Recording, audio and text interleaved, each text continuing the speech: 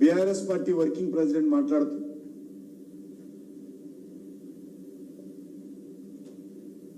వాళ్ళ చెల్లెలైనటువంటి ఎమ్మెల్సీ కవిత గారిని, ముఖ్యమంత్రి కూతురును భారతీయ జనతా పార్టీ కక్ష సాధింపు చర్యల్లో భాగంగానే అక్రమ కేసులు పెట్టి ఈరోజు అరెస్టు చేశారని చెప్పి వారు మాట్లాడారు.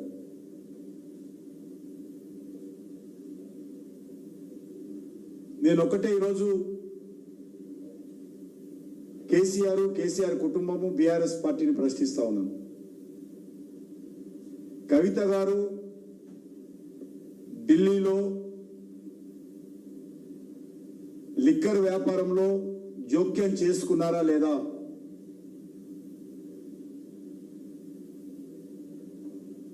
కొంతమంది వ్యక్తులతో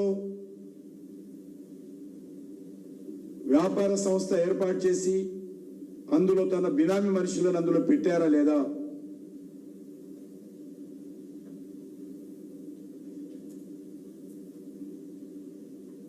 పూర్తిగా ఆ వ్యాపార సంస్థ తన కనుసైగలు నడిపిస్తూ ఢిల్లీలోని ఆప్ ప్రభుత్వంతో చర్చలు మంతనాలు జరిపారా లేదా?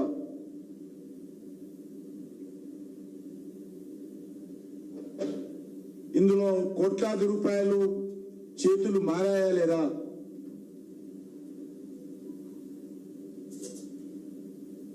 ఈ విషయం పైన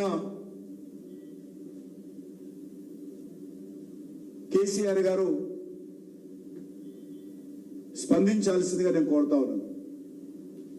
మరొకసారి మనవి చేస్తా ఉన్నాను తెలంగాణ ప్రజానీకానికి, భారతీయ జనతా పార్టీకి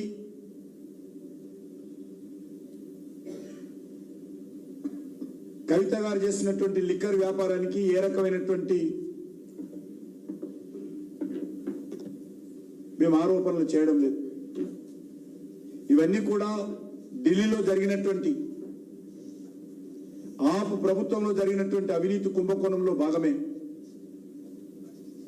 తెలంగాణ రాష్ట్ర రాజకీయాలకు, తెలంగాణ రాష్ట్రానికి, తెలంగాణ ప్రజలకు, తెలంగాణ సెంటిమెంట్కు ఈ యొక్క కవిత గారి అరెస్టుకు ఏ మాత్రం సంబంధం లేదనే విషయాన్ని మరొకసారి స్పష్టం చేస్తా ఉన్నాను. నిజంగా లిక్కర్ వ్యాపారంలో కేసీఆర్ కుమార్తె కవిత గారి జోక్యం లేనట్లయితే బహిరంగ చర్చకు కేసీఆర్ సిద్ధమా రావాల్సిందిగా కోరుతా ఉన్నాను.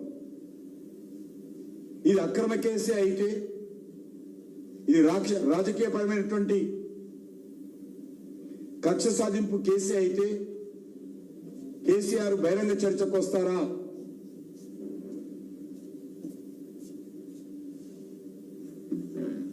బీఆర్ఎస్ హయాంలో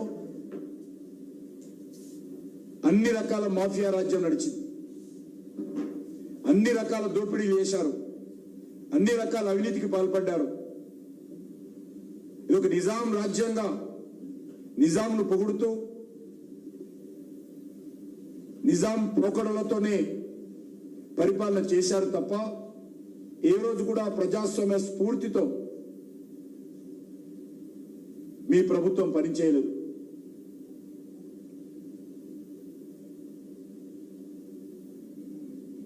కాబట్టి మీ ఆలోచన ఇంకా ఈ యొక్క అధికారం ఏదైతే ఉన్నదో ఇంకా అధికారంలో ఉన్నట్టే వాళ్ళు భావిస్తా ఉన్నారు. బీఆర్ఎస్ పార్టీ నాయకుల కాళ్ళ కింద భూమి కదిలిపోతున్నా ఇంకా వాళ్ళు అబద్ధాలు ఆడడము, ఆరోపణలు చేయడము మానలేదు.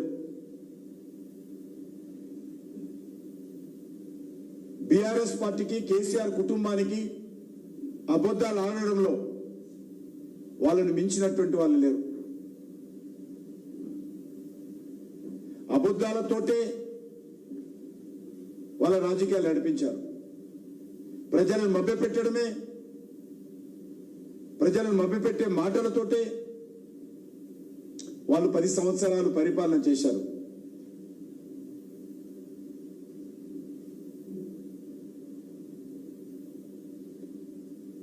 భారతీయ జనతా పార్టీ ఈ యొక్క లిక్కర్ వ్యవహారం విషయంలో మేము మాట్లాడకూడదు అనుకున్నాం. కానీ పదే పదే భారతీయ జనతా పార్టీని, బీఆర్ఎస్ పార్టీ ఈ యొక్క రాజకీయపరమైనటువంటి ఆరోపణలు చేసినప్పుడు స్పందించాల్సిన అవసరం మాకుంది. ఈరోజు బీఆర్ఎస్ నాయకుడు అంటున్నారు, కడిగిన ముత్యంలాగా తిరిగి వస్తారు. ఎందులో కడుగుతారో వాళ్ళు చెప్పాలా? నీళ్ళలో కడుగుతారా, ఇంకేదైనా కడుగుతారా? దాంట్లో ఎందులో కడిగిన ముత్యంగా వస్తుందో ఈరోజు తెలంగాణ ప్రజలు తెలుసుకోవాలనుకుంటున్నారు. న్యాయస్థానంలో బెయిల్ దొరకలేదు. మొత్తం సాక్ష్యాలన్నీ చూసిన తర్వాత ఈడీ అనేక వివరాలు న్యాయస్థానం ముందు పెట్టిన తర్వాత అనేక రకాలుగా కవిత గారి న్యాయవాదులు వాదించినప్పటికీ కూడా బెయిల్ రాలేదు. మరి ఏ రకంగా కడిగిన ముత్యమో మాకు అయితే అర్థం కావడం లేదు.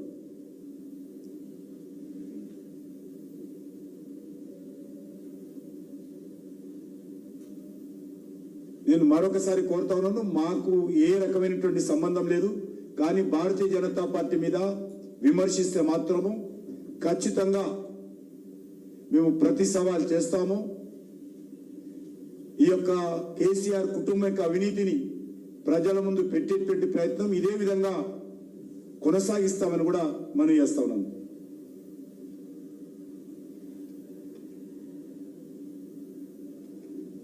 మొన్నటి రోజు సాయంకాలం 4 గంటలకు మన హైదరాబాద్ నగరంలో చెర్లపల్లిలో ఉన్నటువంటి స్లాటర్ హౌస్ దగ్గర, చెంగిచెల్ల స్లాటర్ హౌస్ దగ్గర